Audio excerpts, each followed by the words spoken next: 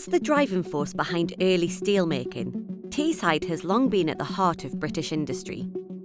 And that contribution continues today, with some of the region's leading industrial businesses generating £2.5 billion for the UK economy each year. Yet, as we transition to a lower carbon world, driven by the UK government's commitment to net zero emissions by 2050, and our desire to do the right thing for the planet and future generations, local industry faces a fundamental challenge. To build a thriving future, we need to remove carbon dioxide from industrial emissions, a goal for which carbon capture, utilisation and storage, CCUS, is critical. CCUS is a process that removes CO2 from emissions at source and pressurises the gas into a liquid that can be safely transported by pipeline to secure storage sites.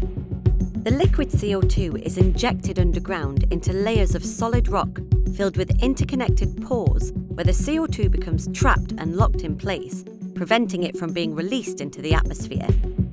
And according to the government's climate change advisors, the Committee on Climate Change, the net zero 2050 target is unreachable without CCUS. The Net Zero Teesside project consists of a common pipeline network, which will capture carbon dioxide from a cluster of local heavy industries and transport it for secure storage deep under the North Sea. The project will also build a new gas-fired power station with state-of-the-art carbon capture technology to provide low-carbon power and backup renewable energy sources when the wind isn't blowing or the sun isn't shining.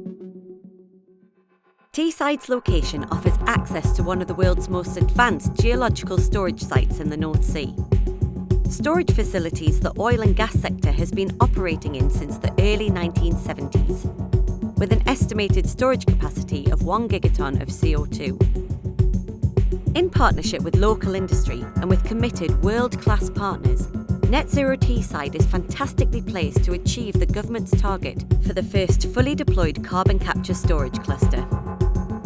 This initiative has the potential to regenerate and revitalise Teesside and the North East.